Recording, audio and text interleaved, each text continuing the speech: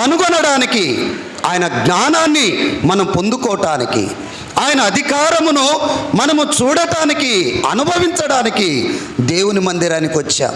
అంతేకాని డ్రెస్సులు చూడటానికని, గమనించండి, వస్తువులు చూడటానికని కానీ, అది చూడటానికి అది మనం వచ్చేది.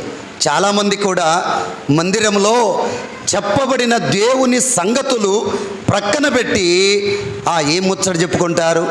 ఈ వస్తువు ఎక్కడ కొన్నావు, ఈ శవలు ఎక్కడ కొన్నావు, ఈ గడియారం ఎక్కడ కొన్నావు, ఈ సెల్ ఎక్కడ కొన్నావు, ఈ వస్త్రం ఎక్కడ కొన్నావు, ఎంత బాగుంది అని ముచ్చట్లు చెప్పుకుంటా ఉంటారు.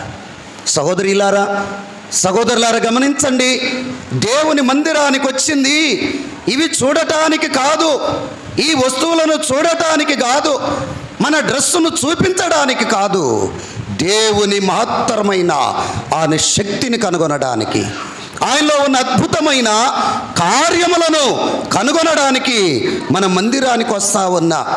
దేవునిని ఆరాధించడానికి మనం వస్తూ ఉన్నాం. తర్వాత పాస్టర్ గారు ఆయనని పిలిచి చాలా బాధపడి మందలించాడు. ప్రభు మాటలు వినకుండా, వినేవారిని వినకుండా నువ్వు